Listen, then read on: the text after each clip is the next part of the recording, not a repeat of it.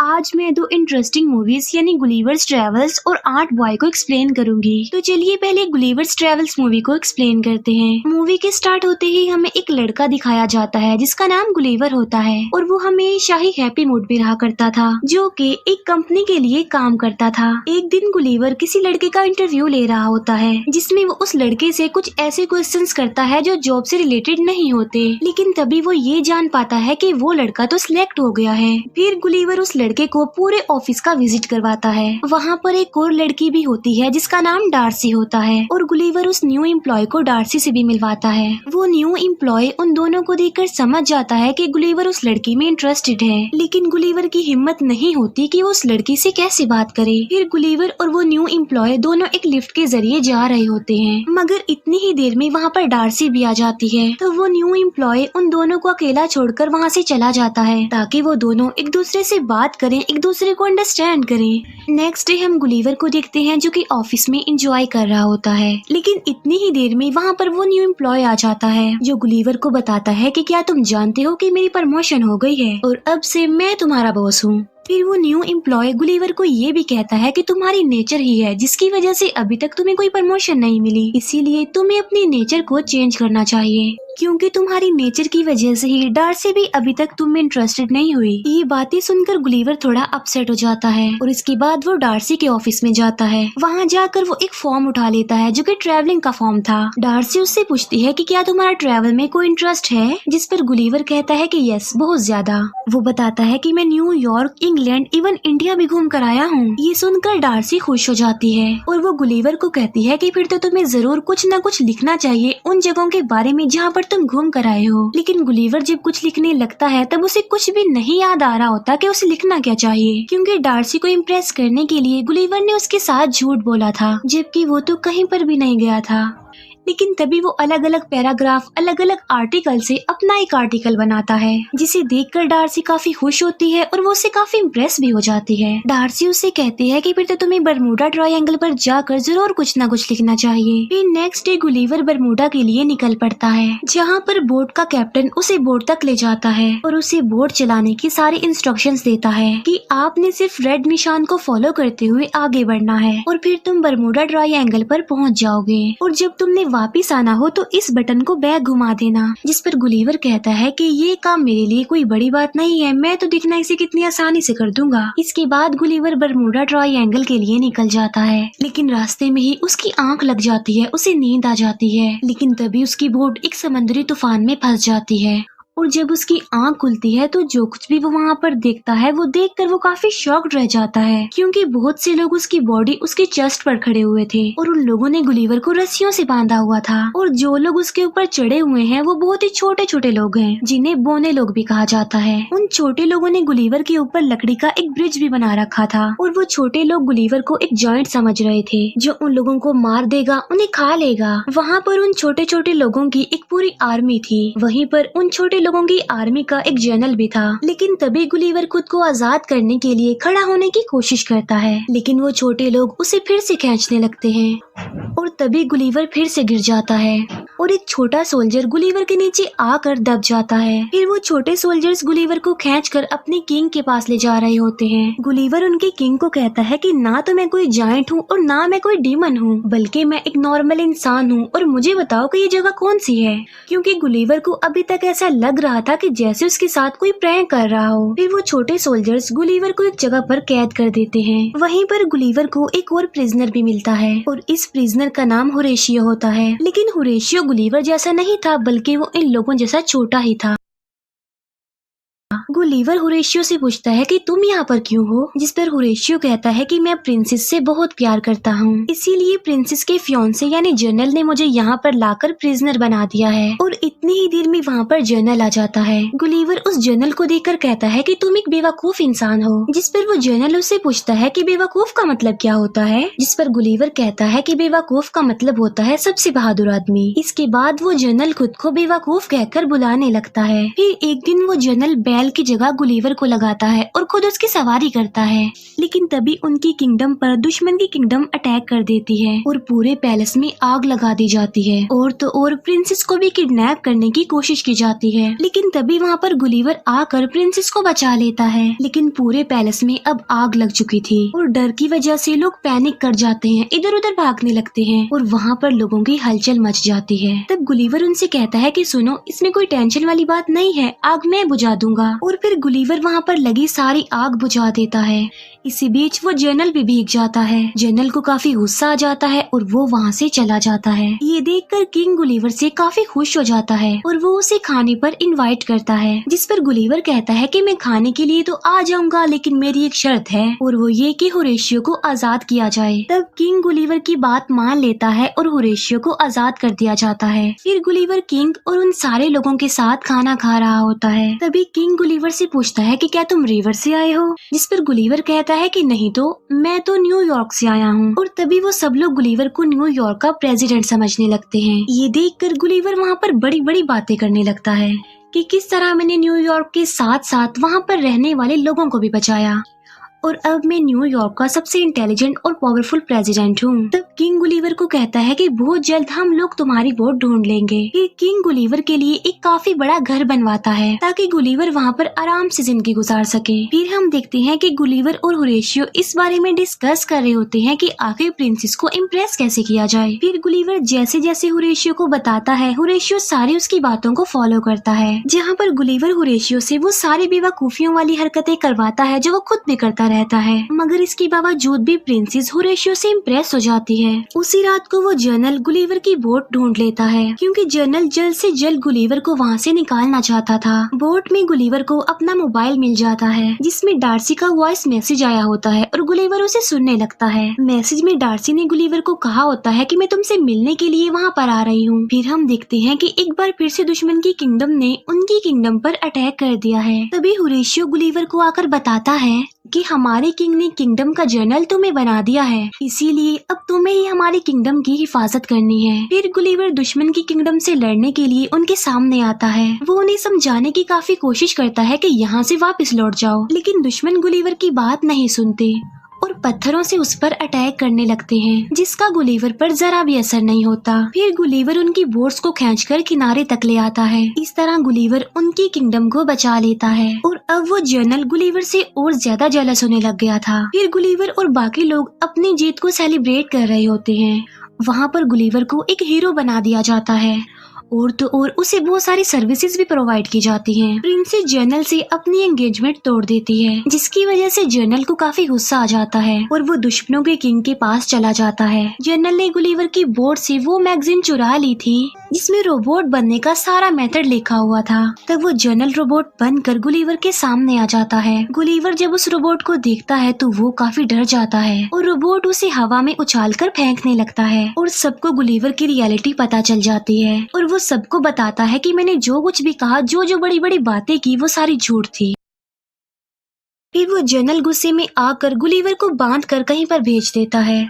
Gulliver एक जगह पर पहुंचता है जहां पर उसे लगता है कि अब वो अपने जैसे लोगों के बीच में आ गया है, मगर इस बार तो वो ऑपोजिट जगह पर आ गया था। पहले जहां पर वो छोटे लोगों में चला गया था और अब अपने से कई गुना बड़े लोगों में आ गया था, जहाँ पर एक बच्चे ने गुलिवर को खेलने वाली डॉल बना लिया था। और तभी गुलिवर वहाँ पर होरेशियो से मिलता है।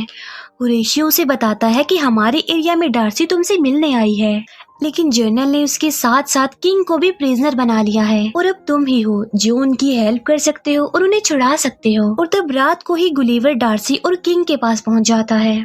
अगले दिन गुलिवर और उस रोबोट के बीच में फाइट होती है और यहाँ पर रोबोट गुलिवर पर भारी पड़ता है, क्योंकि वो गुलिवर को काफी मारता है, लेकिन होरेशियो रोबोट की कुछ वायर्स को काट देता है। तब मौका मिलते ही गुलिवर उस रोबोट को मार डालता है और इस तरह से वो लोग जीत जाते हैं। इसके बाद किंग होरेशियो और प्रिंसेस की शादी के लिए भी एग्री हो जाते हैं और डार्सी भी गुलिवर की गलतियों पर उसे माफ कर देती है। लेकिन तभी वहाँ पर वो जनरल आकर प्रिंसेस को पकड़ लेता है, लेकिन तभी प्रिंसेस खुद को छुड़ाती है और वो जनरल को पंच मारती है, जिससे जनरल प्रिंसेस को छोड़ देता है। फिर डार्सी गुलिवर के पास जाती है और यहीं पर ये मूवी एंड हो जाती है। और अब मैं एक्सप्लेन करूंगी आर्ट बॉय मूवी को। मूवी के स्टार्ट होते ही हमें एक बच्चा दिखाया जाता है जिसका नाम पेल नॉर्मन होता है और वो ऑलमोस्ट 12 साल का होता है। पेल का स्कूल में कोई भी फ्रेंड नहीं होता। क्लास खत्म होने के बाद पेल स्कूल के टेरेस पर जाकर बैठ जाता है। वो वहाँ पर बैठा एप्पल खा रहा होता है, लेकिन तभी पेल की नजर अपने एक फ्रेंड पर पड़ती है जिसे दो लड़के परेशान कर रहे थे। तभी पेल उस एप्पल को ही उन लड़कों पर फेंक देता है और ऐसा करते ही वो फौरन चुप जाता है, लेकिन वो दोनों शरारती लड़के पेल को देख लेते हैं। फिर वो दोनों उसके दोस्त को छोड़कर पेल के पीछे पड़ जाते हैं। तो वो खुद को छुपाने के लिए एक घर के गार्डन में चला जाता है। उन दोनों शरारती बच्चों को पेल कहीं पर नजर नहीं आता, इसीलिए वो वहाँ से चले जाते हैं। इसके बाद पेल भी अपने घर के लिए चला जाता है। हम देखते हैं कि उसकी बॉडी पर एक आंट चढ़ गई है और वो आंट उसके गले पर पहुंचकर उसे काट लेती है और थोड़ी देर गुजर जाने के बाद वो बेहोश हो जाता है। लेकिन जैसे ही उसे होश आती है तो वो अपने घर के लिए निकल पड़ता है। पेल देखता है कि उसकी एक फ्रेंड है जिसका नाम अमेंडा है, जिसके फादर टीवी पर लाइव आ रहे हैं। इसके बाद पेल ब्रेकफास्ट करने लगता है जहाँ उसके साथ कुछ अजीबोगरीब होने लगता है। वो मिल्क बॉक्स उठाता है, लेकिन जैसे ही उसे वापस रखने लगता है तो वो मिल्क बॉक्स उसके हाथ से चिपक जाता है और जब वो उसे दूसरे हाथ से हटाने की कोशिश करता है तो वो उसके दूसरे हाथ से चिपक जाता है। फिर वो उसे छुड़ाने के लिए अपने फादर को बोलता है, लेकिन फिर जैसे ही वो अपना जूस का गिलास उठाता है तो वो भी टूट जाता है। फिर पेल अपने स्कूल में चला जाता है। स्कूल में जाकर पेल अपने एक फ्रेंड से टकरा जाता है। फिर वो क्लास में जाने के लिए दरवाजे को खोलने की कोशिश करता है, लेकिन दरवाजा बजाय खुलने के टूटकर उसके हाथों में ही आ जाता है। यहाँ पर ये बात तो क्लियर हो जाती है कि चीजें उसके हाथों से चिपक रही थी और वहीं पर पेल का फ्रेंड खड़ा हुआ ये सब कुछ देख पा रहा था, इसीलिए उसे पेल पर शक होने लगता है कि वो किसी पावर्स का मालिक है। फिर पेल स्पोर्ट्स की क्लास के लिए बाकी स्टूडेंट्स के साथ बैठा होता है। वहीं पर उसका फ्रेंड भी होता है जो पर नजर रख रहा था और तभी टीचर सबसे पहले पेल को बुलाता है और उन बच्चों को कोई न्यू गेम सिखाने के लिए वो पहला टेस्ट पेल के साथ ही करता है। जैसे ही टीचर पेल पर अटैक करता है तो पेल जाकर नीचे गिर जाता है। फिर टीचर उसे दोबारा से उठने को बोलता है और तब पेल एक बार फिर से गिर जाता है और अब तीसरी बार पेल फिर से रेडी हो जाता है। वहाँ पर सारे बच्चे उनको देख रहे होते हैं। टीचर एक बार फिर से पेल पर अटैक करता है, लेकिन इस बार पेल एनर्जेटिक होकर मुकाबला करता है और वो हर बार टीचर के अटैक से बच जाता है और लास्ट में वो अपने टीचर पर सिर्फ एक बार हल्का सा अटैक करता है, जिससे उसका टीचर काफी दूर जाकर गिरता है। पेल को देखकर सारे काफी हैरान रह जाते हैं और ये देखकर पेल वहाँ से भाग जाता है। फिर वो अपने घर के लिए जा रहा होता है जहाँ पर उसका फ्रेंड भी आ जाता है। पेल का फ्रेंड उससे क्वेश्चंस करता है उसकी पावर के बारे में, मगर पेल उसकी बातों पर ज्यादा ध्यान नहीं देता। तब पेल का फ्रेंड उसे सुपर हीरोज की एक कॉमिक बुक देता है। पेल उस कॉमिक्स बुक को पढ़ता है और साथ साथ सुपर हीरोज के ड्रीम भी देखता है। फिर पेल स्कूल जाते ही सबसे पहले अपने फ्रेंड के पास जाता है और वो अपने फ्रेंड को बताता है कि मुझे एक आंट ने काट लिया था और उसके बाद से ही मैं ऐसा हो गया हूँ, यानी मेरे साथ कुछ न कुछ अजीब हो रहा है। ये बात सुनकर पेल का फ्रेंड उसे अपने घर ले जाता है, जहाँ पर पेल को हर तरफ सुपर हीरोज के इक्विपमेंट्स मिलते हैं। इसके अलावा उसका घर काफी एडवांस था। पेल का फ्रेंड ये चेक करने की कोशिश करता है कि उसके पास किस किस्म की पावर है और वो अलग अलग तरह के एक्सपेरिमेंट्स करके ये सब कुछ चेक कर रहा था। जैसे कभी वो पेल से बुक बाइट करवाता है, कभी उसे हवा में फ्लाई करने की कोशिश करता है। इसके अलावा वो उसे सुपर हीरो का कॉस्ट्यूम भी पहनाता है ताकि वो बिल्कुल सुपर हीरो ही लगे। और काफी नाम सोचने के बाद फाइनली पेल अपने लिए आर्ट बॉय नाम सिलेक्ट कर लेता है। फिर हम देखते हैं कि एक चोर एक लेडी का पर्स चुरा कर भाग गया है। पेल उस चोर के पास जाता है और उस पर्स को वापस करने के लिए बोलता है। चोर उसे नॉर्मल बच्चा समझता है और उसे सीरियस नहीं लेता, इसीलिए वो पेल को डराने की कोशिश करता है और पेल पीछे पीछे होने लगता है। लेकिन तभी वो चोर देखता है कि ये बच्चा तो दीवार पर चढ़ रहा है और यहाँ पर पेल को अपनी एक और पावर का पता चल जाता है और पेल उस चोर को पकड़ लेता है और इतनी ही देर में वहाँ पर पुलिस भी आ जाती है और उस चोर को पकड़ लेती है। तब ये सारी बात पेल अपने फ्रेंड को भी बताता है और साथ साथ वो उसे ये भी बताता है कि मैं दीवार पर भी चढ़ पाया। लेकिन जब वो अपने फ्रेंड को प्रैक्टिकल करके दिखाता है तब उसे नहीं हो पाता। पेल को अपने पावर्स के साथ साथ अपने वीक पॉइंट का भी पता चल गया था और वो ये कि अगर वो ज्यादा देर तक मीठा नहीं खाएगा तो उसकी पावर्स कमजोर हो जाएगी। फिर पेल अपनी पावर्स का इस्तेमाल करते हुए लोगों की हेल्प करने लग गया और देखते ही देखते वो आर्ट बॉय के नाम से फेमस हो गया और बच्चे भी आर्ट बॉय को फॉलो करने लगे। बच्चे आर्ट बॉय के फैन हो गए और उस जैसा दिखने के लिए सेम उसके जैसा ही कॉस्ट्यूम पहनने लगे। फिर एक दिन पेल की फ्रेंड अमेंडा जब अपने रूम में होती है तब वहाँ पर एक आदमी आता है जिसने अजीब से कपड़े पहने होते हैं। वो आदमी अमेंडा को किडनैप करके ले जाता है। यहाँ पर हम इस आदमी का नाम जान पाते हैं और इसका नाम फ्ली होता है। फिर अगले दिन हम देखते हैं कि एक बच्चा स्कूल की छत से लटका हुआ है, जिसे देखकर आर्ट बॉय उसे बचाने के लिए जाता है। और जब आर्ट बॉय उसके पास पहुंचता है तो वो दिखता है कि ये कोई बच्चा नहीं बल्कि सिर्फ एक डॉल है जिसे वहाँ पर अमेंडा की सिस्टर ने रखा था आर्ट बॉय को वहाँ पर बुलाने के लिए, ताकि वो आर्ट बॉय की हेल्प लेकर अमेंडा को वापस ला सके। अमेंडा की सिस्टर आर्ट बॉय यानी पेल को बताती है कि कोई फ्ली नाम का आदमी मेरी सिस्टर अमेंडा को किडनैप करके ले गया है। वो आदमी काफी अजीब दिखता है और उसके कपड़े भी काफी अजीब थे और वो कोई नॉर्मल इंसान तो नहीं था क्योंकि वो उड़ पा रहा था। वो बताती है कि मेरे फादर एक वैक्सीन रिसर्च कंपनी में काम करते हैं। उस आदमी ने हमसे $20 मिलियन की डिमांड की है और साथ में ये भी कहा है कि मेरे फादर वहाँ से जॉब भी छोड़ दें। तब आर्ट बॉय अमेंडा को छुड़वाने के लिए रेडी हो जाता है, लेकिन जाने से पहले वो लोग पेल के फ्रेंड के घर पर आते हैं। अमेंडा की सिस्टर को वहाँ पर देखकर पेल का फ्रेंड उस पर गुस्सा करता है और उससे कहता है कि तुम्हें क्या जरूरत थी उसे यहाँ पर लाने की। फिर आर्ट बॉय अमेंडा को स्मेल करते हुए एक घर के पास पहुँच जाता है। उस जगह को देखकर पेल काफी हैरान रह जाता है क्योंकि ये वही जगह थी जहाँ पर उस आर्ट ने पेल को काट लिया था। इसके बाद आर्ट बॉय घर के अंदर चला जाता है। अंदर जाकर वो देखता है कि वहाँ पर बहुत सारे ग्लास बॉक्स पड़े हुए हैं जिनके अंदर बहुत सारे इंसेक्ट्स को कैद किया गया है। वहीं पर अमेंडा को भी एक ग्लास बॉक्स में कैद करके रखा गया था। आर्ट बॉय अमेंडा को वहाँ से निकालने का सोच ही रहा होता है कि तभी वहाँ पर फ्ली आ जाता है और फ्ली आर्ट बॉय को भी एक ग्लास बॉक्स में कैद कर देता है। और यहाँ पर फ्ली आर्ट बॉय को एक बात बताता है। वो बताता है कि अमेंडा के फादर की कंपनी में मैं एक एम्प्लॉय था जहाँ पर मैं एड्स पर रिसर्च करता था, लेकिन एक दिन फिर कंपनी ने मुझे बगैर कोई बात किए ही निकाल दिया और उसे इन्फॉर्म भी नहीं किया कि उसे क्यों निकाला जा रहा है। और इसी दौरान टेंशन लेने की वजह से मेरी मदर की भी डेथ हो गई। वो कहता है कि तभी के बाद से मैंने सोच लिया था कि मैं अमेंडा के फादर से बदला लूंगा क्योंकि अमेंडा के फादर ही उस कंपनी के ऑनर हैं। और तब से मैंने बहुत सारे इंसेक्ट्स पर भी एक्सपेरिमेंट्स करके अपनी पावर्स को बढ़ा लिया है ताकि मैं अपना रिवेंज ले सकूं। और जिस एंट ने तुम्हें काटा था वो मेरी ही एंट थी जिस पर मैंने अपना आखिरी एक्सपेरिमेंट किया था और उस आंट के काटने की वजह से ही आज तुम इन पावर्स के मालिक हो और ये हमारी आपस की लड़ाई है। इसीलिए तुम हमारे बीच में मत आओ क्योंकि यही तुम्हारे लिए बेहतर होगा। और ये लोग तुम्हें नहीं बल्कि तुम्हारी पावर्स को पसंद करते हैं, यानी ये लोग पेल को नहीं बल्कि आर्ट बॉय को पसंद करते हैं क्योंकि पेल एक कमजोर बच्चा है जबकि आर्ट बॉय पावर्स का मालिक है। ये बातें सुनकर पेल को अपना पास्ट याद आ जाता है और तब वो डिसाइड करता है कि वो आर्ट बॉय नहीं बल्कि पेल बनकर ही जिंदगी गुजारेगा। फिर एक दिन पेल अपनी क्लास में होता है। वहाँ पर फ्ली आ जाता है जो पेल के फ्रेंड को पकड़ लेता है। तब उसे बचाने के लिए पेल फिर से आर्ट बॉय बन जाता है। अब क्योंकि पेल ने काफी देर से मीठा नहीं खाया था तो इसीलिए वो कमजोर हो गया था, यानी उसकी पावर्स अब काम नहीं कर रही थी। फिर फ्ली पेल के फ्रेंड को लेकर उसके सामने आ जाता है, लेकिन जैसे ही पेल एक ड्रिंक पीता है तो उसकी पावर्स वापस आ जाती हैं। लेकिन तब तक फ्ली पेल के फ्रेंड को लेकर जा चुका था। तब आर्ट बॉय अपने फ्रेंड का मिरर इस्तेमाल करते हुए एक जंगल तक पहुंच जाता है जहां पर उसे अपना फ्रेंड एक ट्री के साथ बंधा हुआ मिलता है।